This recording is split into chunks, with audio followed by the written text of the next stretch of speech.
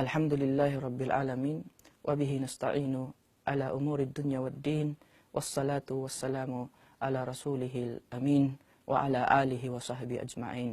Amma ba'du, assalamualaikum warahmatullahi wabarakatuh. Mga minamahal kong kapatid sa pananampalatayang Islam, si Allah subhanahu wa ta'ala ay nagbabala sa mga nagdarasal. Bakit? Ito ang sinabi ni Allah subhanahu wa ta'ala. Fawailul lil musallin alladhina hum an salatihim sahun. Sinabi ni Allah subhanahu wa ta'ala, kasawian sa mga nagdarasal. Sila ay nagdarasal na nagpapabaya sa mga takdang oras nito. Sinabi ng Propeta Muhammad sallallahu alaihi wasallam sa hadith na isinalaysay ni Sa'ad bin Abi Waqqas. Sinabi ng Propeta Muhammad sallallahu alaihi wasallam, alladhina yuakhiruna as-salata an waqtiha tahawunan biha. Sinabi ng Propeta Muhammad sallallahu alaihi wasallam, sila yaong mga nagpapahuli sa sala sa mga takdang oras nito bilang pagpapabaya nila dito. At sinabi ni Ibnu Abbas radhiyallahu anhu, kalugdan huwa siya ni Allah subhanahu wa ta'ala, humul munafiqun yatrukuna as-salata sirran wa yusalluna alaniyatan. Sinabi niya, sila yaong mga hipokrito. Nagsasala lamang sila kapag may nakakita sa kanila at iniiwanan nila ang pagdarasal kapag walang nakakita sa kanila. At pagkatapos, si Allah subhanahu wa ta'ala, binanggit niya ang mga kalagayan ng mga taong pinapahalagahan ang mga obligadong kautusan ni Allah subhanahu wa ta'ala mula sa mga propeta at mula sa mga mabubuting tao. Sinabi ni Allah subhanahu wa ta'ala, فَخَلَفَ مِنْ بَعْدِهِمْ خَلْفٌ أَضَاعُوا الصَّلَاةَ وَاتَّبَعُوا الشَّهَوَاتِ فَسَوْفَ يَلْقَوْنَ غَيًّا. Sinabi ni Allah, sumunod sa kanilang henerasyon,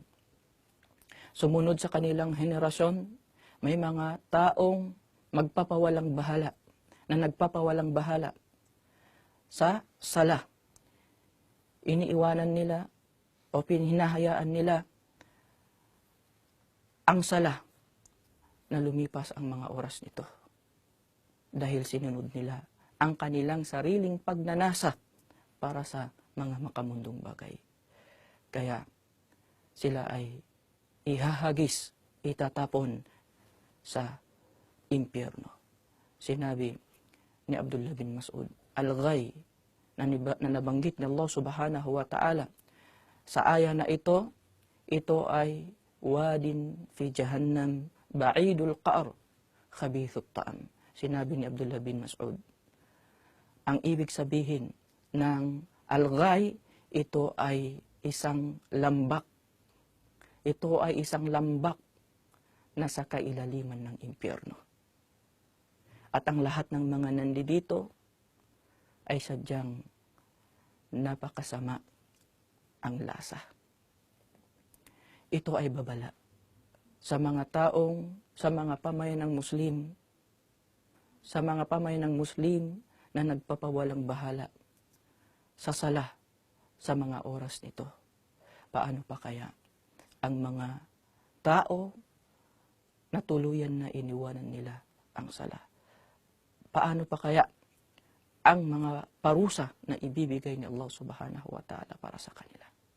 Kaya sinabi ni Allah subhanahu wa ta'ala, ma salakakum fi saqar? Qalu lam naku minal musallin. At nang sila ay tatanungin, ano ang dahilan? Ano ang inyong kasalanan? Bakit kayo nakapasok dito sa impyerno?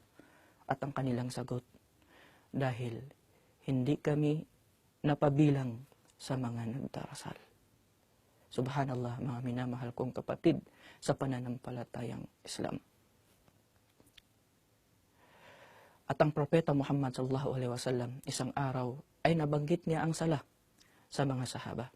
Sinabi niya, man hafadha alaiha kanat lahu nuran wa burhanan wa najatan yawmal qiyamah.